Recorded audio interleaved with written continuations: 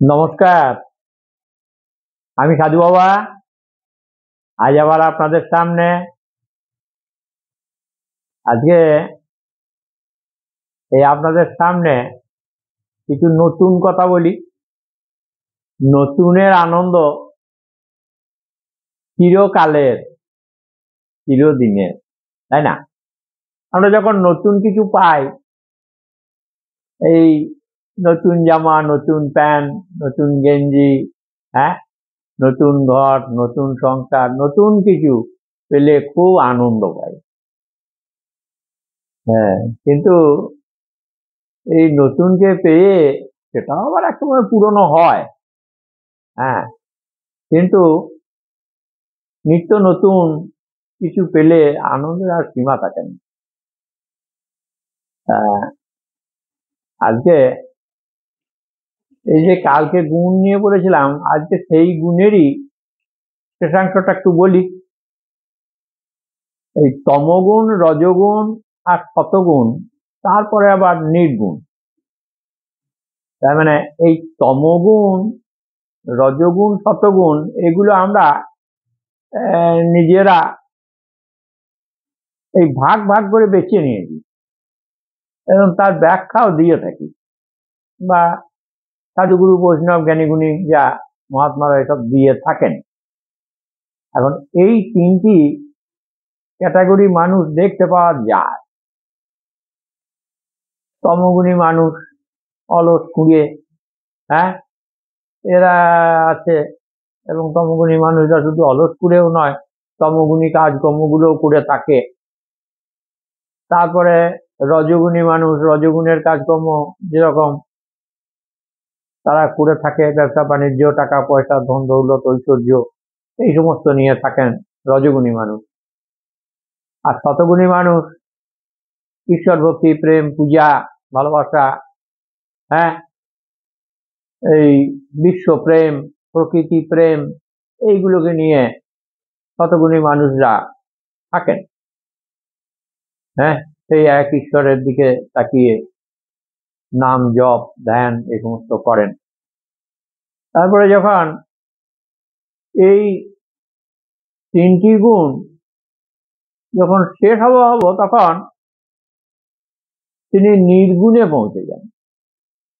হ্যাঁ, ধ্যানমগ্ন অবস্থায় সমাধিস্থ লাভ করেন এবং সমাধির পরে তাদের প্রথম প্রথম ভাব সমাধি আসে, তারপর সমাধি হয়, আবার কেউ কেউ ফিরেও আসেন।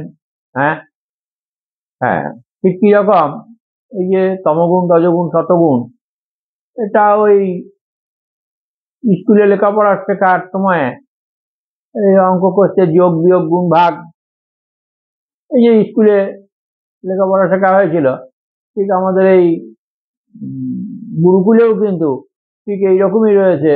তমগুণ থেকে রজগুণ, রজগুণ থেকে শতগুণ, শতগুণ থেকে নির্গুণ। হ্যাঁ, এইভাবে এক একটা করে স্তর পেরিয়ে পেরিয়ে নির্গুণ ব্রহ্মে পৌঁছান। এই ব্রাহ্মণরাও ঠিক তাই। হ্যাঁ, এই প্রথমে পৈতে টইতে হয়, উপনয়ন যেটাকে বলে, তারপরে পুজো পাঠ থেকে পুরোহিত, তারপরে বিপ্র হয়, তারপরে ব্রাহ্মণ হয়। তবে সেখানেও 4টে ধাপ রয়েছে। আচ্ছা, আবার সন্ন্যাস, সন্ন্যাসীরা এই গুরুকুলে থেকে ব্রহ্মচর্য, গারহস্থ, বানপ্রস্থ, পরে সন্ন্যাস। হ্যাঁ, এই স্তরগুলো এক একটা করে পেরিয়ে পেরিয়ে পেরিয়ে পেরিয়ে কখনো ব্রহ্মে পৌঁছান। আর এই পৌঁছাতে হলে বাধা বিপত্তি কিন্তু আসে, বাধা বিপত্তি আসবেই। আর এই বাধা বিপত্তি গুলো কাটিয়েও উঠতে হবে, তা নাহলে হবে না। বাধা বিপত্তি গুলো যদি না আসে তাহলে তার গুরুত্বও তো থাকে না। হ্যাঁ, বাধা বিপত্তি আছে, অনেক কষ্ট করতে হয়, অনেক পরিশ্রম করতে হয় বলি এই যে বিশাল পরিশ্রম করে যখন সেটাকে লাভ করা হয় বা সেই জায়গায় পৌঁছানো যায়, তখন আনন্দের আর সীমা থাকে না, তাই না? তাহলে এই যে এই সব কাজেই একটা স্তর ভেদে আনন্দ কিন্তু প্রত্যেকটিতেই আছে, প্রত্যেক স্তরের আনন্দ।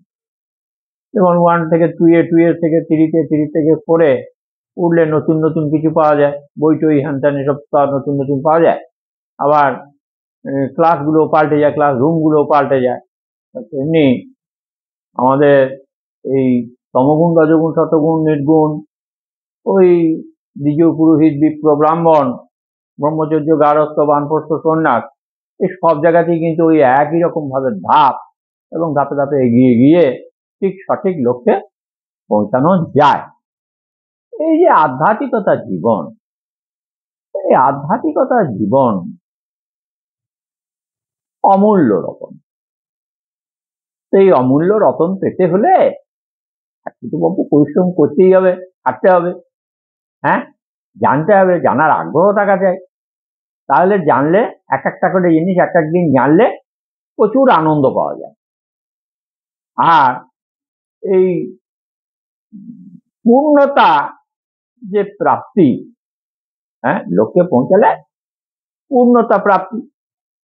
যেমন এই পর্বতারোহী, হ্যাঁ, শেরপা তেনজিং যেদিন এই এভারেস্টের চূড়ায় উঠেছিল, সেদিন কত আনন্দ, হই হই পড়ে গেছিল খবরের কাগজে, তাতে, হ্যাঁ, এবারে বইয়েও লেখা আছে, হ্যাঁ, পাঠ্যপুস্তকেও শেরপা তেনজিং এর নাম আছে। তা মানুষের সব থেকে বড় পাওয়া ওই উঁচুতে ওঠা। তাহলে মানুষের কাজ হচ্ছে নিচের স্তর থেকে একদম সর্বোপরি ওপরের স্তরে যাওয়া, হ্যাঁ। আর এই উপরে গেলে যে আনন্দ, সেই আনন্দের কথা মুখে বলেও প্রকাশ করা যায় না। যায়? সাইকেল চাচ্ছেন, সাইকেল থেকে মোটর সাইকেল, মোটর সাইকেল থেকে বাস, ট্রেন, তারপরে হেলিকপ্টার, প্লেন, হ্যাঁ,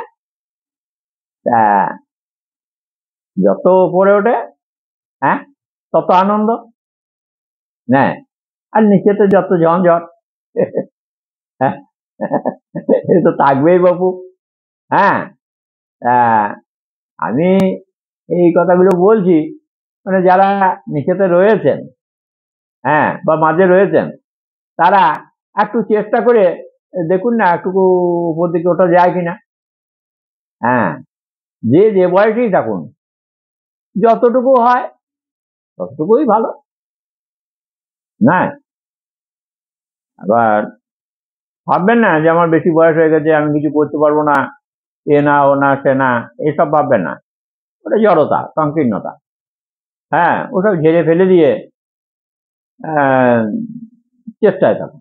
সাধুগুরু বৈষ্ণব খুঁজে তার সঙ্গে সঙ্গ লাভ করুন, সৎসঙ্গ করুন, সাধু সঙ্গ করুন, হ্যাঁ, আপনিও আনন্দে থাকবেন। সচ্চিদানন্দ লাভ করতে কতক্ষণ না লাগে, হ্যাঁ। ভক্তি আর বিশ্বাস এই দুটো জিনিস যদি থাকে, আর ঈশ্বর বিশ্বাস যদি থাকে, তাহলে তো আবার চিন্তাটার কি হয়েছে, চিন্তাটা কিছু নাই, হ্যাঁ। ওই বেশি কঠিন করে ভাবছেন, সেই জন্য কঠিন মনে হচ্ছে, কঠিনের কিছু নাই, হ্যাঁ। একবার ফর্মুলাটা জেনে গেলে আর কোনো অঙ্কটাই করতে কোনো কষ্ট হয় না। ঠিক তেমনি একটুকু গুরুমুখ হলে, গুরুকে হৃদয়ে যদি একটু জায়গা দিতে পারেন, তাহলে তিনি তো জ্ঞানী, আর ওই জ্ঞানটা আপনার ভেতরে ঢুকে যায়। আর জ্ঞানটা যখন হয়ে যাবে তখন তো সবই পেয়ে যাবেন, অসুবিধাটা কি রয়েছে, হ্যাঁ। খালি সব ভয়ে পেঁচিয়ে থাকা, না আমার দ্বারা হবে না, হ্যাঁ, তাই তো কি করে হবে, আরে যা কিছু রয়েছে সে সমস্ত রেখে একটু সময় করে নিয়ে তাহলে একটুখানি ওই যোগাযোগ রেখে চলা, হ্যাঁ, এইটুকু তো কাজ। আজকালকার দিনে তো যোগাযোগের কোনো অসুবিধার কিছু নাই, ট্রেন বাস গাড়ি ঘোড়া সব আছে, আবার মোবাইলের মতন ফোন আছে, হ্যাঁ, তাহলে সবই দেখতে পাওয়া যায়, শুনতে পাওয়া যায়, বুঝতে পাওয়া যায়।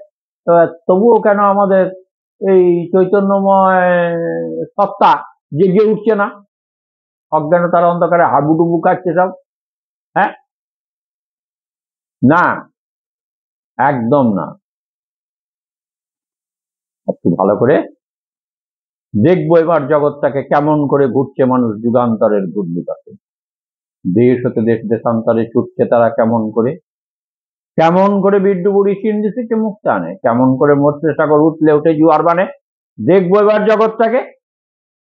নজরুলের বাণী। হ্যাঁ, একটুকু মাথায় রাখুন, চেষ্টা করুন, দেখুন সব হবে।